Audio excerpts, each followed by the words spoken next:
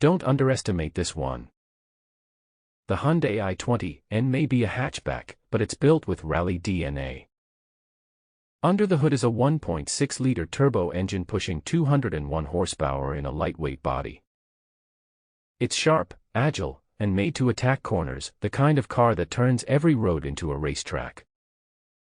It's an affordable family car with rally performance that even outperforms Ford's Focus RS or the Golf GTI while being much more joyful to drive. It's a driver's car in disguise as a family car. The i20N proves you don't need a supercar budget to have supercar fun.